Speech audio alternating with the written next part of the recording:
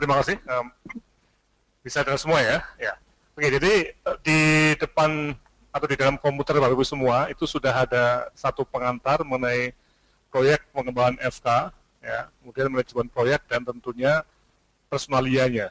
Nah, ini sebagai pengantar yang nanti kita akan harapkan ada dua penyaji ya dari FK Atmajaya dan FK Unsri. Nanti Pak Dekannya mohon supaya jadi penyaji.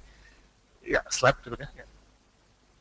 Nah, jadi ini sebenarnya kalau kita lihat, kembali lagi dalam konteks pelatihan leadership kita ya, jadi menyusun program atau proyek pengembangan merupakan bagian dari pelatihan untuk peningkatan kinerja lembaga.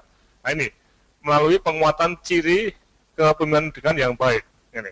Dan ini butuh tindakan langsung, bukan hanya teori, ya, sehingga Bapak Ibu semua kita harapkan bisa membentuk tim dengan cara untuk sifatnya ya, ad hoc tadi ya, sementara waktu untuk memimpin sebuah proyek pengembangan. Ya, slide. Nah, ini yang dulu dibahas di Bali dan juga di beberapa modul sebelumnya bahwa sifat dekan itu minimal harus punya kepribadian dan karakter yang baik, memberikan arah, punya visi, ya, kemudian menggerakkan komitmen orang lain dan memicu kemampuan organisasi. Ya, slide.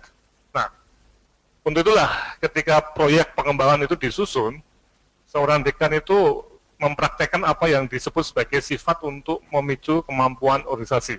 Jadi lembaga kita tidak bisa statis, tapi harus betul-betul bergerak dinamis. Ya. Slide. Ya. Nah, kemudian yang kedua, nah ini yang terkait dengan nanti siapa yang mengelola proyek pengembangan ya. Jadi dekan itu harus punya sifat yang bisa menggerakkan komitmen orang lain. Dan ini kita coba latihkan dengan menyusun tim pengelola proyek untuk menggerakkan ya. Jadi tim ini memang kita pakai supaya misalnya kita tuh dekan menggunakan tim ini sebagai semacam share of power dan menggerakkan orang lain untuk ya bekerja ya. Nah, tentunya ketua yang ditunjuk atau timnya itu selalu secara rutin atau secara sistematis berkoordinasi dengan dekan dalam proses pengembangan. Nah, inilah yang menarik ya. Jadi kita dalam program ini kita masuk pada hal-hal yang real betul. Jadi nanti para dekan yang menyajikan itu akan mencoba untuk memaparkan pengembangannya dan nanti kita akan coba analisis ya. Slide berikutnya. Ya. Nah, inilah. Jadi pengelolaan proyek ini bagi Bapak Ibu semua di FK itu akan memberikan suatu tempat latihan dan bekerja dalam suatu tim untuk pengelola proyek, pemimpin dan stafnya ya. Kemudian mempraktekkan ilmu manajemen dalam proyek yang sudah dikirim ya, filenya ya, nanti bisa dibaca sendiri, tapi saya yakin sudah siap untuk ini ya. Dan juga penting untuk regenerasi kepemimpinan fakultas, pemimpin struktural maupun pemimpin keilmuan. Nah ini, semua orang di fakultas yang ingin jadi pemimpin dalam bidang struktur atau bidang ilmu itu tentu harus bisa mengelola sebuah proyek. Nah untuk itulah, mari kita coba lihat ya, slide berikutnya ya. Slide ya.